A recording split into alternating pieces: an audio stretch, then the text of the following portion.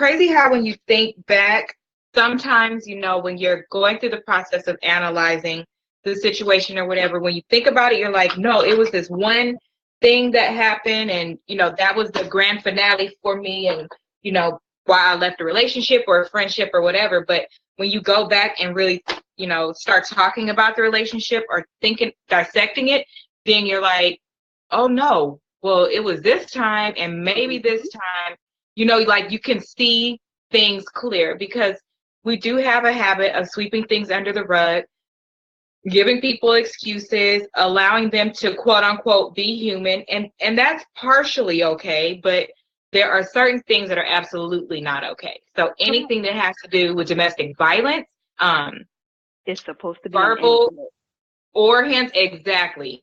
Especially I think it should stop at verbal, because verbal always supersedes the physical, because they're testing you first. They're going to test see how much you will deal with verbally, before they even do, the test slap or whatever. They're going to test you first to see what you will allow them to do. And so I really think, and that's not a regular argument.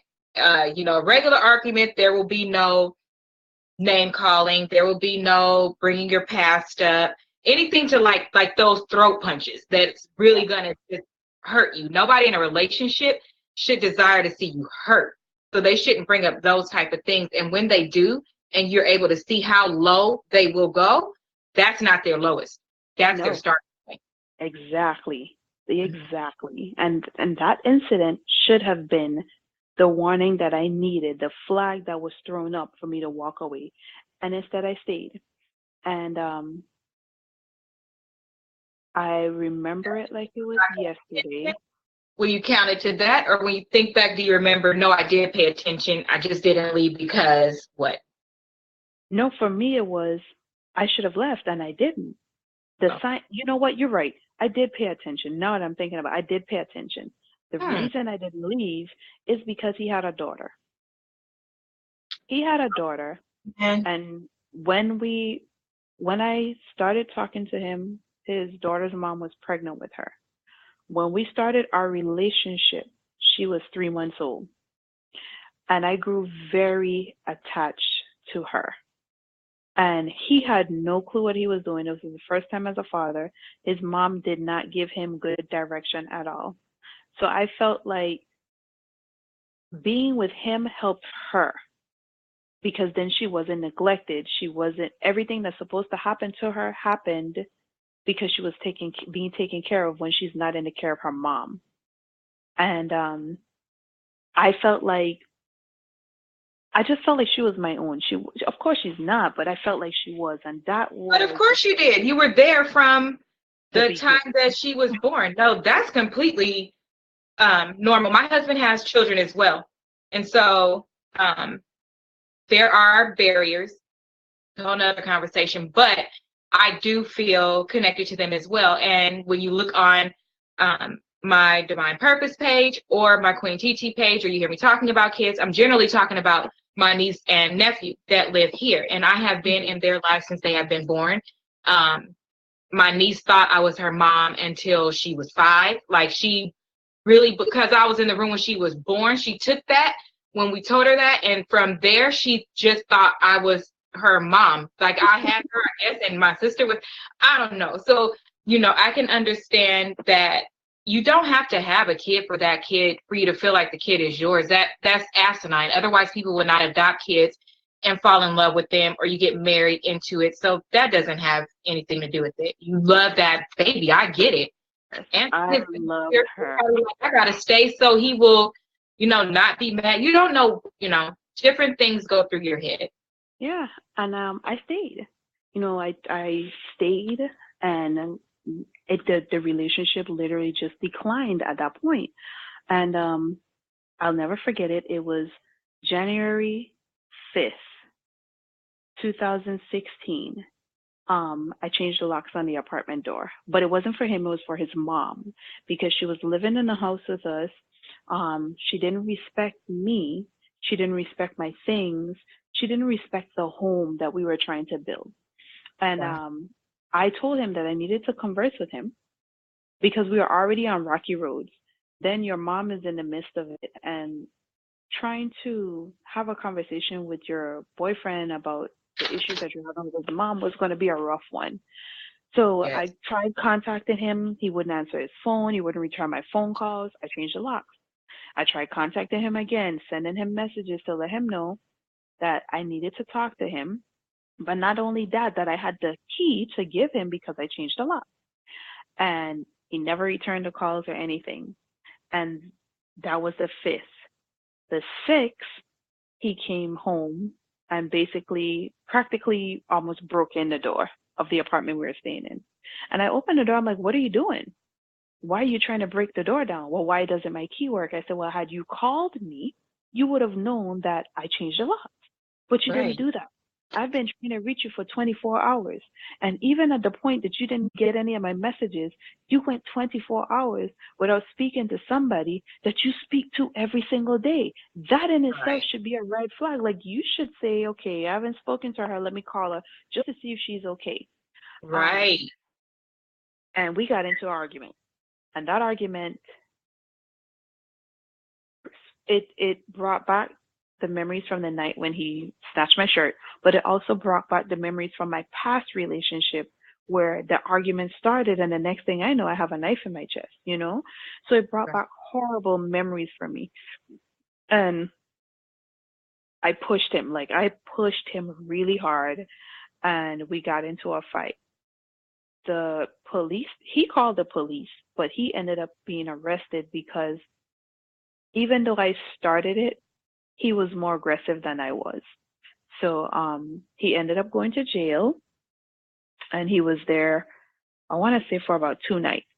When he was released on bail, he was instructed not to come near or by me. If he needed anything out of the home, since we stayed together, he would have to come with a police officer, get his things, and then leave. Right. He decided he wasn't going to follow the rules.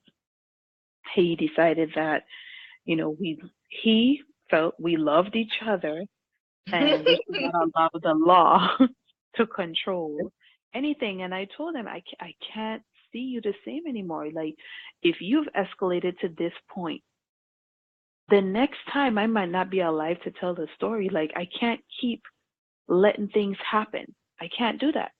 You know, Right. he tried, and then he started to manipulate me. He tried to use the emotions to manipulate me. So this is a funny thing about this relationship. It has one person that is so bad he's so toxic that he only thinks of himself. And I never realized how selfish he was until he he asked me. First he said, well, I'm trying to get my job back because he worked for the state. And he said, my manager would like for you to write a letter stating that this fight that we had was just a misunderstanding. The And man that was would like for that okay. to happen. And that's what he said. He said the manager asked me to write a letter. Now, I knew who the lady was. And I'm like, that does sound like something she would say because that's the type of person that she was. And I wrote it. So we go to court now because now he was arrested. He was discharged. We go to court, and his lawyer shows up with the paper and says, well, when you wrote this letter, didn't you write it to basically say that everything that you said was a lie? I said, no. When I wrote that letter, he told me that his boss needed it to basically get him back his job. When I tell you, at that point is when I realized that How this guy, yes, I'm like, he's no good. He's no good. He doesn't need to be in my life. This court case, when it's over, so am I. Like, I don't want to see him anymore. I don't want to talk to him anymore. I'm done. He ended up being rearrested because, of course, he broke his bail bond. The part of his bail was not to have any communication with me or contact with me, and he broke it by asking me to write him that letter, and there was proof, which he brought to court. so the letter backfired. It did, in the worst way, because he ended up in jail again. That's how God works. You see that? You try to And manipulate people and do things wrong to people. Eventually, you're going to meet your own demise is going to get you in trouble if you behave that way. So that's why some people will say, I'll just let God handle it. I'll let God handle it. Because the truth of the matter is, God will handle it. Now, don't be unsafe in the interim of whatever is going on. Don't be unsafe and staying there letting somebody hit on you or something like that, saying God will take care of it. He did. He gave you feet so that you can leave.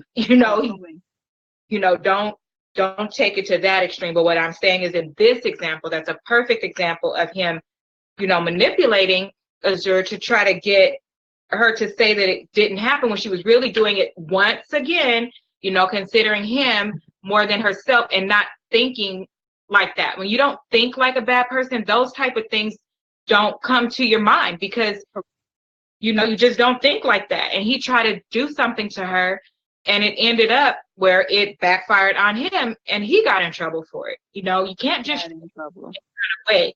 It's going to come back. It's going to. Well, and the one thing he wanted more than anything else was his job with the state.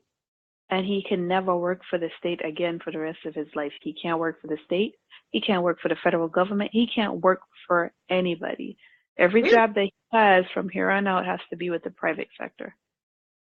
Because of his record or because he didn't listen for when because of the record that he achieved from me with the incident with me. So he was charged with domestic violence. He was also, of course, he broke his bond what is it called? Terms. He broke that, and the judge, the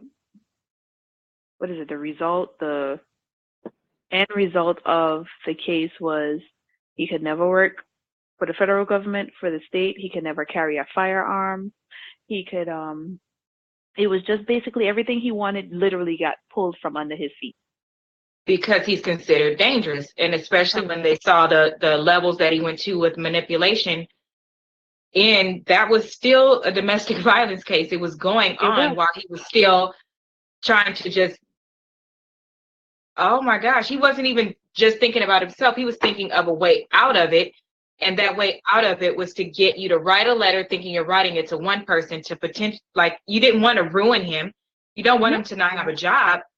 And he knew that. That just goes to show how well they know or are comfortable trying to push the limit on everything.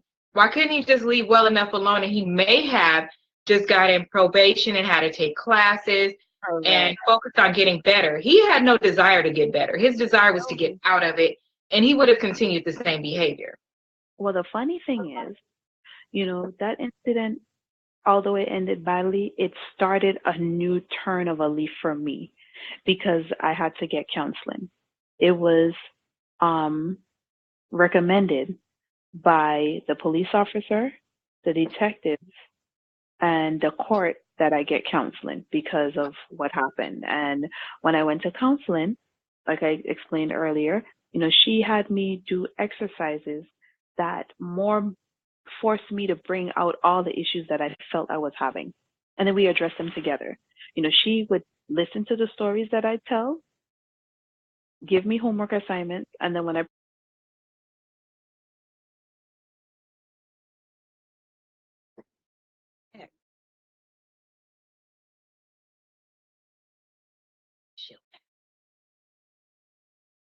Okay, so when she would listen to the stories that I tell her about everything that happened from beginning, the very, very beginning, all the way through. She took notes. And then at the end of each session, she gave me homework assignments. And then those homework assignments were to basically capitalize on the weaknesses or capitalize on the things that I overlooked in each relationship, the things that I didn't put in place in each relationship. And the one thing that she pointed out to me is that every time I entered a relationship, which is a good and a bad thing, I entered that relationship giving the person everything. I would go into the relationship 100%, where I'm only getting back 40%. I wouldn't put boundaries up. I never had boundaries. So I allowed these people to keep coming, keep bringing their energy, keep bringing who they are, but I never paid attention to it. And problem number 3, I never paid attention. So those 3 things that she pointed out, along with other things, it forced me to work on it, work on who I am, work on the things that I didn't pay attention to that I should pay attention to, work on my strengths, work on my weaknesses, relationship wise, and then outside of the relationship. And over time, I've made myself a better person. Do I feel like I'll never be in a relationship again? No, I don't feel that way. But when I enter into my next relationship, I'm going to be guarded. Now, being guarded isn't a bad thing if you position correctly. Because some women are guarded, or some people are guarded, and it's a harsh thing, because as soon as somebody approaches them, they're very negative, they very repellent. They don't want anything or anybody around them. But in the sense that I'm speaking of, me being guarded means just moving very slow, taking my time, analyzing everything. But not only that, any red flags that present themselves, I will not move forward. There's nothing wrong with giving chances, but you can't keep giving chances to the same type of people. So you brought up two really good things. So first, I want to touch on the ironic thing is that I think that the value that words have is the value that we give them, right? So there are some regular words that people use that impact me, and it means something to me. So when we use words like guarded, boundaries, expectations, things like that, like men and women, but mostly as it relates to girls, we have been made to feel like those are negative words. If you use those words, you're going to run a man away. If you do those things, you're not going to have friends. People are not going to want this, want that. But the reality is, if somebody can't live up to your expectations, why do they deserve to be around you? If somebody, if you don't know what you want, to know what boundaries you want to have, how is that healthy? To your point, you didn't have fear of anything before, snakes, things like that. That's a boundary. That's a boundary. So why can't it be a boundary when in a relationship? I think that's very healthy. There are certain things that, and everybody is different. Azzure may not want the same things out of a relationship that Asia wants. My boundaries are going to be completely different. That is why God designed friends, family, husbands, wives, for everybody. You don't have a million of them. You have one. You may have a shot at love different type of ways till you get to your husband. You may have friendships different kind of ways till you get to that best friend that lasts forever. But the point is, in all of those, you had boundaries. And when you grew one way, and maybe the other person grew the other way, because everything that ends does not have to end because it's bad. It just can end because you have grown outside of what the person wants, what they like. That's okay. There's nothing wrong with it. I think it's really healthy. Out of all of my relationships, I think that there is maybe two people that I would never talk to again, and that's just because they lied so bad. Like, I can't with the lying and theft, things like that. I can't, because that is my security. I grew up in a household where my mom could come in and put down money on the table, jewelry, whatever, and whoever was welcome in our home, she's not putting it up if we have company. That's the type of company that was allowed in our home. So that's what I'm used to. Azzure, she wanted security. That is what mattered to her in that area.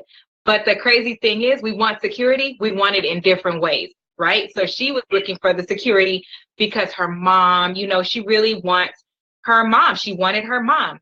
I'm sure those of us that are mama's girls, we can get it. My mom's in my house right now.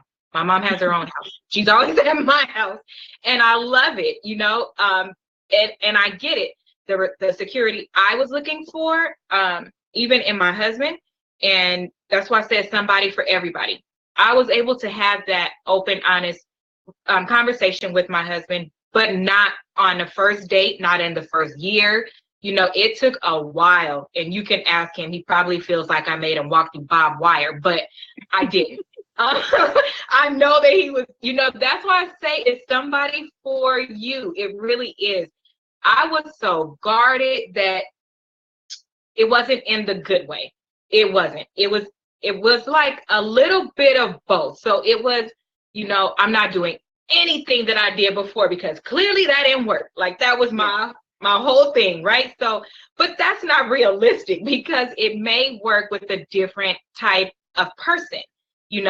Some people are looking to get something from you. Some people are looking for those weaknesses so they can capitalize on them, manipulate, overpower, things like that. So anybody off the bat, for me, who's not looking to be a partner and okay with having a conversation, and I could think left and you could think right, but we're still laughing and talking through the conversation, that's something that's really important to me, especially with the men. Men are really competitive. In today's, it's been an adjustment. The adjustment has had to be in culture that girls have had to adjust to. You're the only parent in the home, so you're the breadwinner. You've gone to college, you have a degree, corner office, take care of yourself, buy your own house. I don't need a man. Totally wrong. But that is a transition that culture has moved through. Through that same culture, men have had to adapt to seeing the woman in the office next to them on the same level. Your wife makes just as much, if not more than you do. You got to see that the woman is actually really a partner. She can work, she can be a construction worker, like she can do all of these things. So to balance that out, some men are not willing to do it and some women are not willing to do it.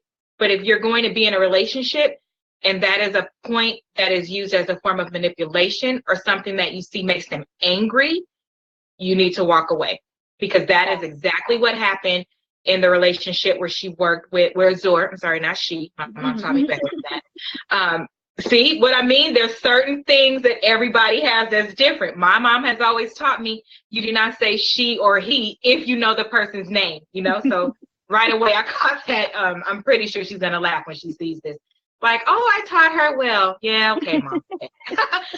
But Azzure, she was with somebody who essentially, it should have worked out. It should have been great because he could work with her.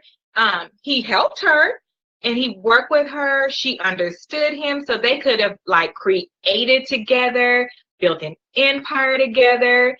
The foundation was there.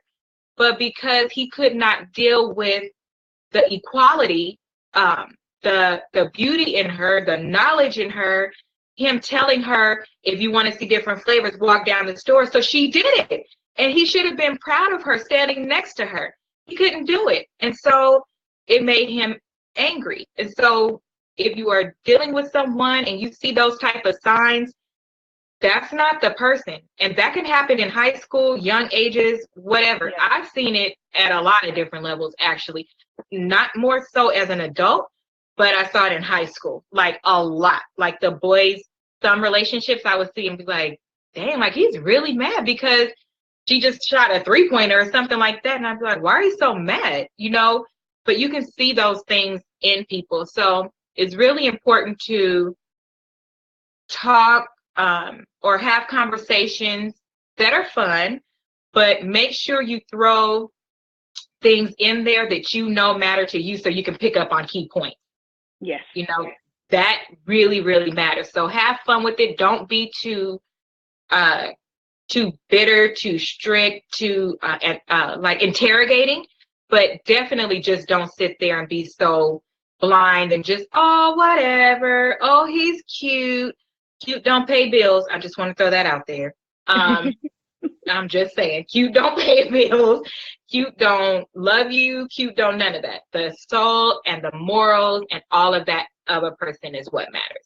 So you have to pay attention. You have to. Very much so. And if you're unsure about anything, ask for help, because somebody can always assist you. They can always guide you down the right path, give you the right answer, or detour you from making a bad decision. But always ask for help. If you're ever unsure, ask for help. I will agree. And there are So in my previous videos, I put the number for domestic violence. That is for any age, any situation. I want you to remember, Azzure, what did she tell you? She told you that domestic violence simply means that it happened in the home. That does not mean man and woman, woman-woman relationship, man and man relationship. It could actually be a friend. It could be a sibling. It could be, unfortunately, a parent. And here's the most recent one I learned about. It could be a child that's, doing it to a parent. So that it's on all the different scales. I don't think that, and this is just me, I don't think that anybody should be embarrassed of anything that they have ever gone through, whether they feel like it's their quote unquote fault or not, because we are all human.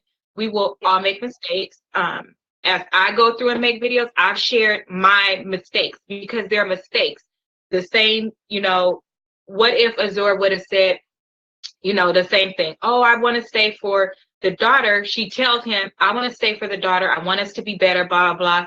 From that moment, God just put something in him and he sees it and then he's better. You never know how things are going to turn out. So some people do stay at the beginning because you can't, you don't want to just drop everybody at every little thing because it starts little. But you have to pay attention to that gut feeling. And so you should not be embarrassed about how anything turns out. You should not be embarrassed to look for help and reach out for help. And there's so many things and places that you can reach out to that are anonymous, even if you're a kid. So Azzure brought up something earlier as well, that, she let her students reach out to her. She would not ask who they were. That's a very important piece, especially in the US and in California. If you tell me who you are and I know how to get to you or any type of information so that you can be helped and I think you're in danger, I am mandated to say something. And my moral compass would not allow me to not say anything.